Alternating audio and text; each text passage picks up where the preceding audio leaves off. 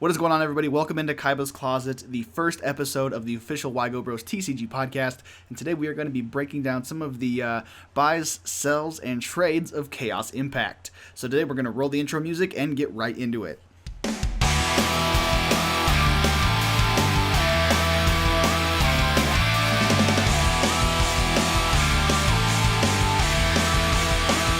It's time to duel! Alrighty, so we're going to start up with a couple of my personal favorites that I'm looking forward to that could maybe help even improve your Blue Eyes deck at home. So the first card on my list is Draco, Masters of the Tenyi. Now this is a Worm, Link 3, 2600 attack body. Gotta love those big booties. Now anyways, it cannot be destroyed by battle with an effect monster. And having 2600 attack, that does make it a very interesting foe.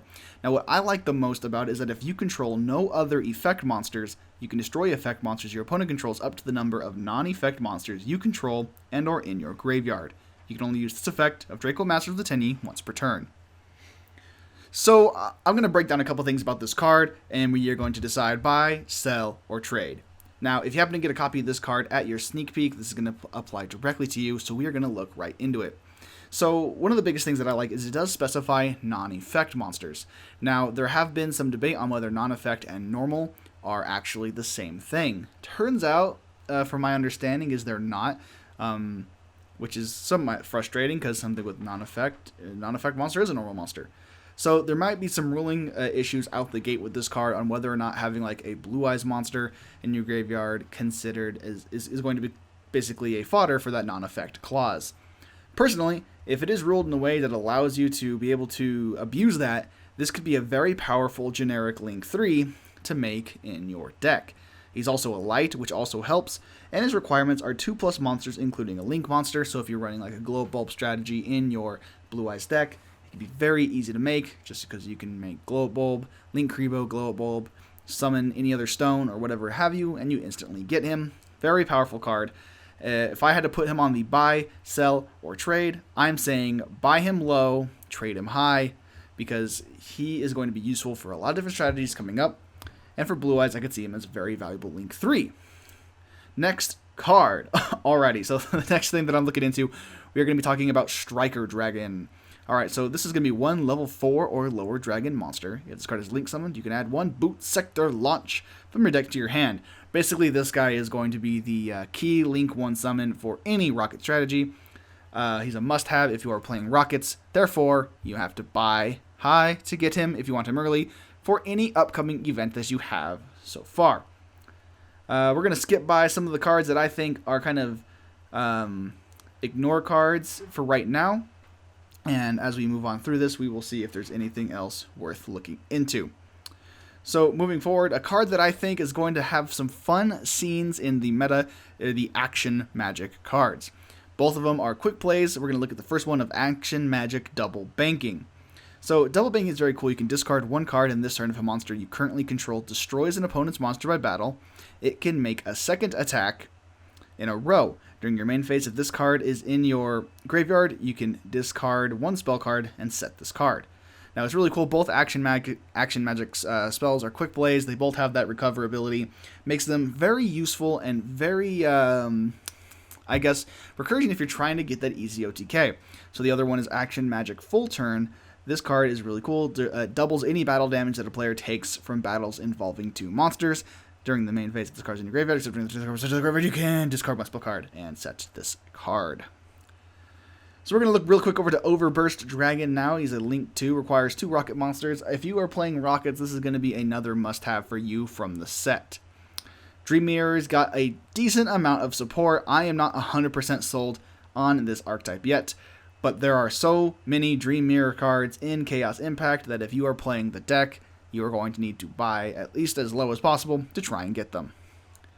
So moving on to one of my actually upcoming favorite cards, and this kind of comes into that non-effect monster clause thing, is you contribute one effect monster, special summon one non-effect monster with the same original type and attribute from your graveyard. You can only activate one Tyrant farm per turn.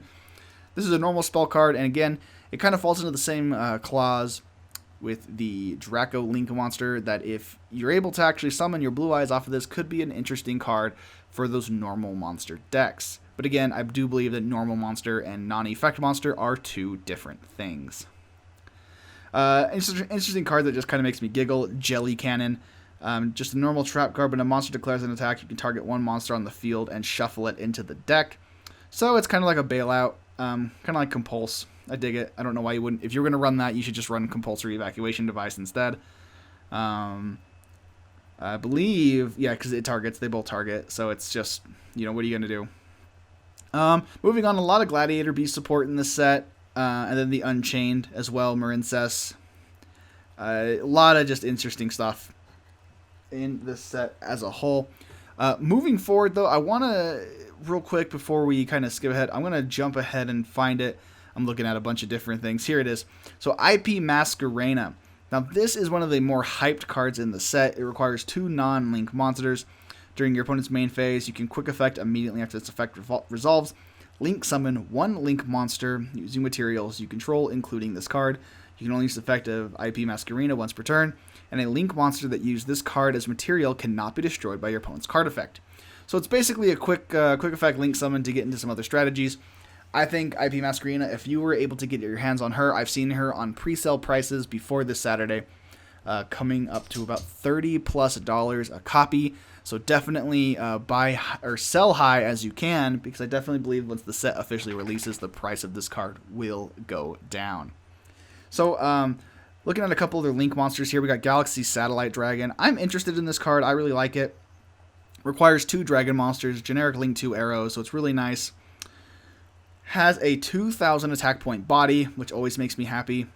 Basically, during the battle phase, quick effect, you can banish this card from your field or graveyard, then target one number XYZ monster you control, whose original attribute or type, original attribute / type are light and dragon. Till the end of this battle phase, its attack becomes equal to the value of its number in its name times 100. Sorry, this is a lot of tiny text on this picture, so excuse that.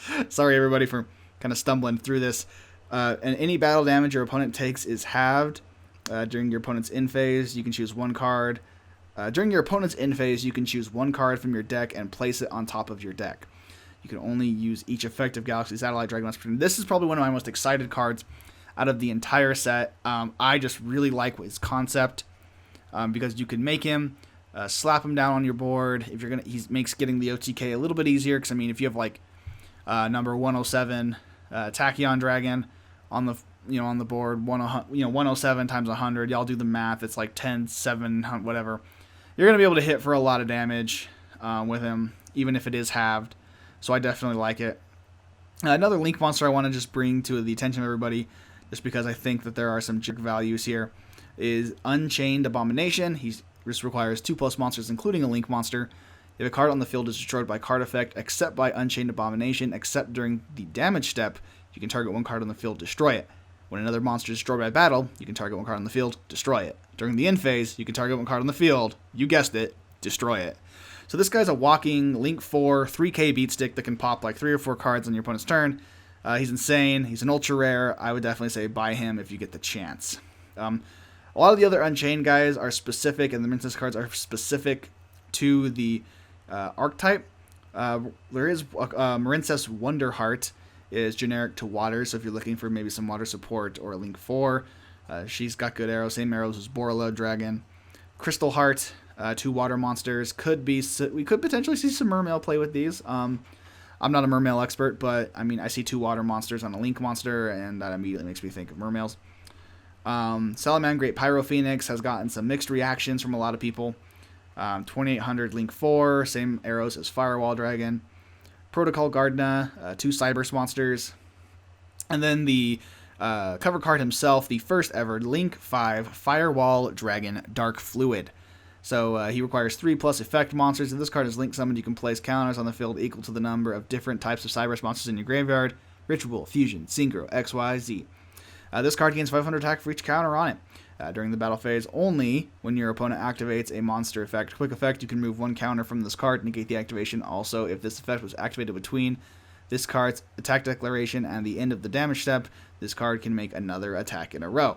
So he is okay at best. Probably one of the most hyped ultra rares.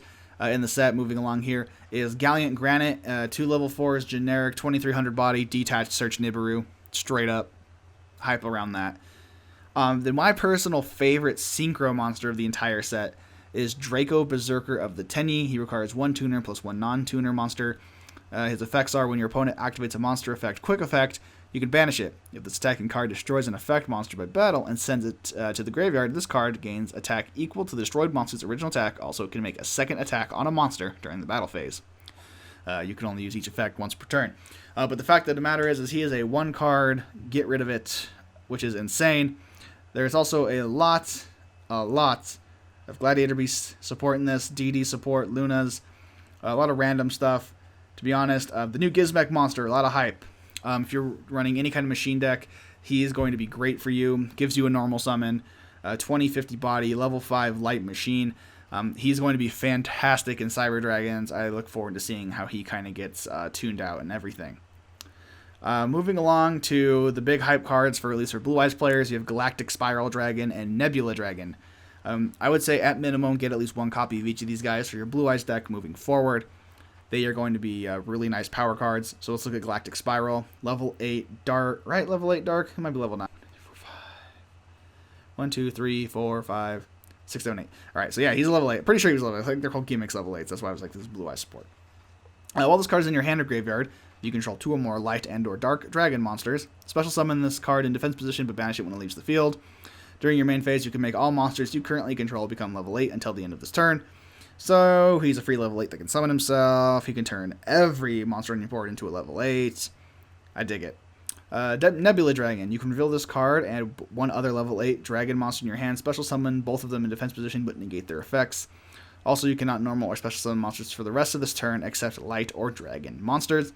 You can banish this card from your graveyard, then target 1 level 4 light or dark dragon monster graveyard, add it to your hand. He's recovery for the stones. Special summons everything. I dig it. Then there's one of the more expensive pre-sale secret rares of Starliege Seafirt.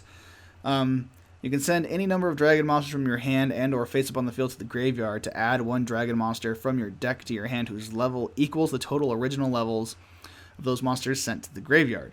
You can banish this card from your graveyard and target 1 level 8 light or dragon monster in your graveyard and add it to your hand.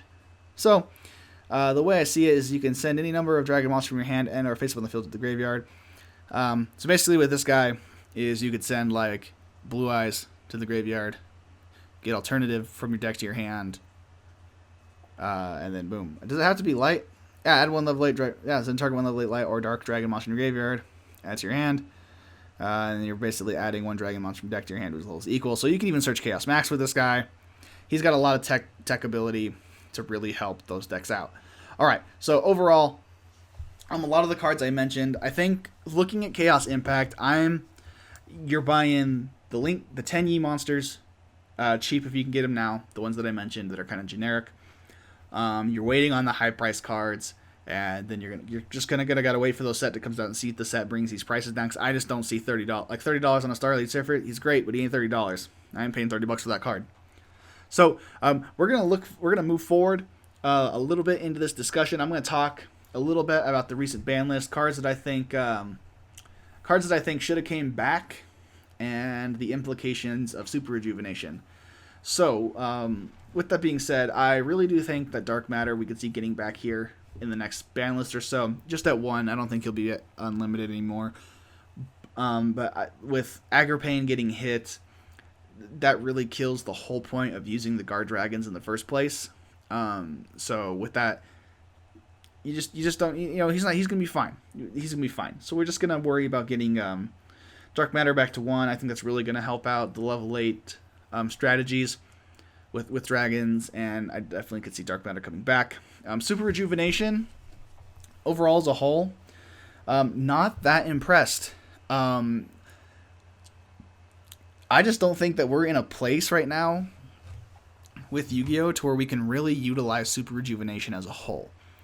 I mean, like, yes, you can use him in like any Blue Eyes deck, but the fact of the matter is that he is a dead card when you draw it, because you're not getting any advantage from it until the end of your turn. So, for your sake, I hope you opened enough starter in your hand to utilize that Super Rejuvenation in the end phase. If not, it's just one more card you're not able to use against your opponent. So that's kind of my quick takeaway on the ban list. Moving on, this next segment, we're going to talk about I don't know if I'm going to call it the biggest problem, but we're going to call it the biggest annoyance in Yu-Gi-Oh! Today. And that is the fact that everyone under the sun is now main decking Nibiru.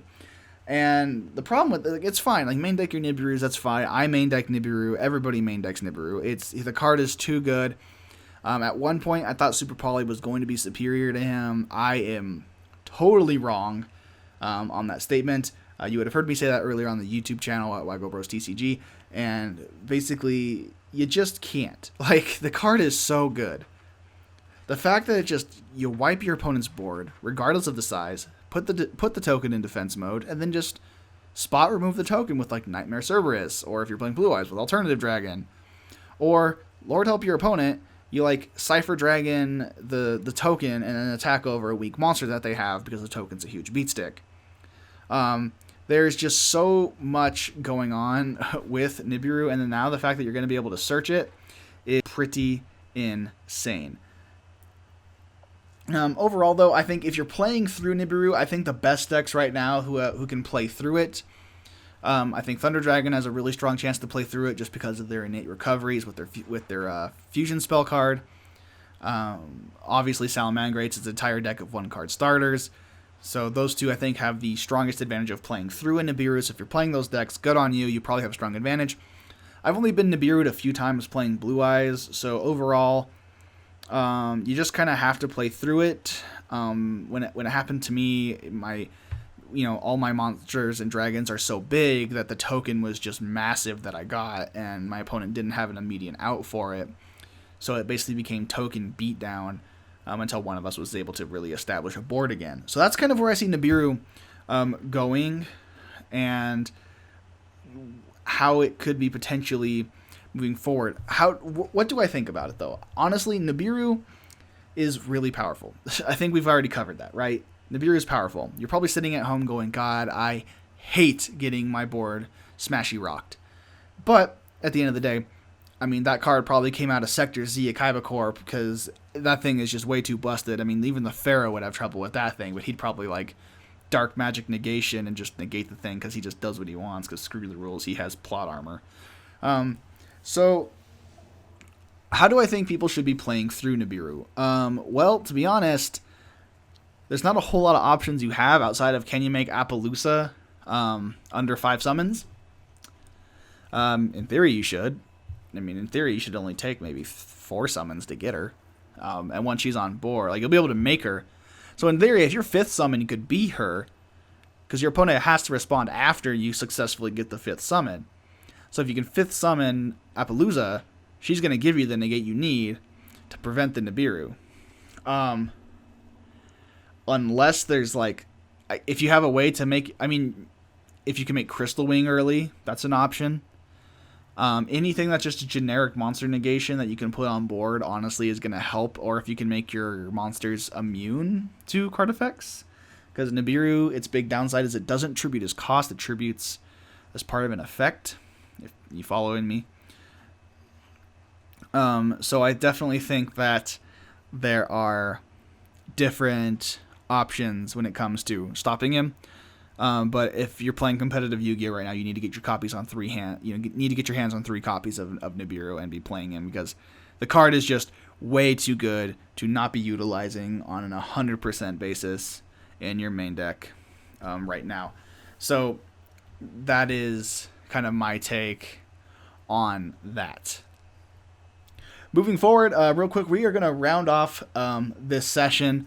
Real quick, shorter one today because it is episode 1, but I kind of wanted to give you guys a taste of what you will be getting in this podcast series. Again, this is oh my goodness, you guys, I am so sorry. This is, again, Kaiba's Closet, the official podcast of YGOBROSTCG. I was inspired to do this by my buddy Manbear Pon. You can Manbear Pone. Sorry, Josh. Oh my goodness. You can find him on Twitch at Manbear Pone. Great guy, awesome stuff. Huge shout out to him. For giving me the inspiration to go through with the podcast and make it happen. So that is my shameless plug for him. Again, if you want more content from us, if you're following us on Spotify or anywhere you listen to podcasts, you can find all other content by us on Facebook at YGOBROSTCG or on YouTube at YGOBROSTCG again. So also keep in mind that Patreons get full access to everything early than everyone else. So if you want to help the channel grow, help the podcast grow, bring in extra things, special guests, all those things, head over to Patreon, because donating even $1 a month can help move everything along. And again, that is Patreon/YGOBROSTCG. All right, guys, moving on. So my last thing is side decking for the current format. What are the side musts and side knots? What can you leave in the binder, and what do you need to bring to the tournament?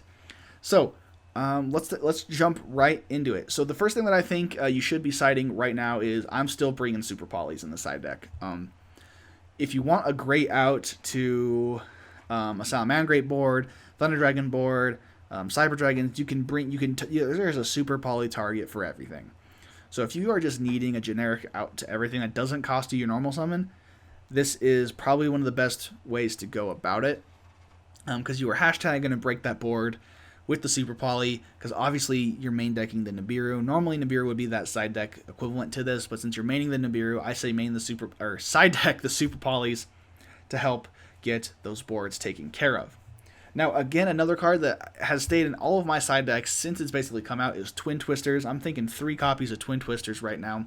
We're seeing a lot more Salamangrates, a lot more Guru Control. You don't want to lose to those back row decks. There's nothing worse than getting floodgated into Oblivion. So be packing at least 3 copies of Twin Twisters, maybe even 1 extra copy of Heavy Storm Duster, to be ready to stop these back row decks when you run into them, because you don't want to get controlled and then just kind of poked and smacked. We've got Altergeist running around, Guru Control, Salamangrate, back row decks are everywhere. So be ready, be prepared, pack those Twin Twisters, pack those Super Polys. Another card that I think is going on is if you're not main decking any hand traps, obviously you have your 3 Ash, 3 Impermanence, 3 Ghost Ogre, 3 Ghost Spell.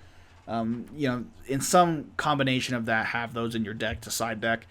They're mandatories right now. I don't think you can play against the meta decks right now without at least having 3 copies of Ash Blossom, and it's been reprinted so many times. It's really an excuse to not have 3. If you ask Kaibas, he'd laugh at you and go, ha ha ha, Ash Blossom. Anyways, moving on. Another card I think is mandatory for the side deck right now, evenly matched. You got to break those boards. If someone sets a bunch of back row on you, you got to bait those mandatory negations. Evenly matched, that's a mandatory negate. Your opponent's not going to let that resolve. If they do, I can't imagine they'd win that game. Evenly matched is way too powerful. And honestly, system down. If Orcust is still going to be a problem, you got to have system downs. Just get rid of their stuff. But with the Nightmare Engine gone, I don't see them being as relevant, but still going to be around. Expect to see more Cyber Dragons now. I think the new Gizmek monster is going to make the Cyber Dragon decks a lot more versatile. So bear that in mind. I think System Down could be a clutch choice for the side deck games or when lost in the sides. Lancia is always a solid option. If you're focused on just slowing the game down, consider summon limits if you're playing a slower based deck, and everything along those lines. So, alright guys, that is going to do it for the first episode of Kaibas Closet, brought to you by YGOBROSTCG. Let me know, I guess, on the YouTube channel, on the Facebook page at YGOBROSTCG, what you guys want to see in the next podcast. Is there anything specific topics, decks-wise, or anything that you want to hear covered about this? Again, I appreciate you guys taking the time to sit down, listen to this, whether you're at work, drinking your coffee, having lunch, or just dueling your buddies with us in the background. Again, next time we'll be bringing in special guests. We'll be talking about specific deck strategies, how to get those extra dubs, and more along those lines. So guys, thank you again so much. Check out the Patreon, check out the YouTube channel, check out the Facebook, YGOBROSTCG. Again, this is Kaibas Closet, brought to you by YGOBROSTCG. This is Forrest, signing out. Peace.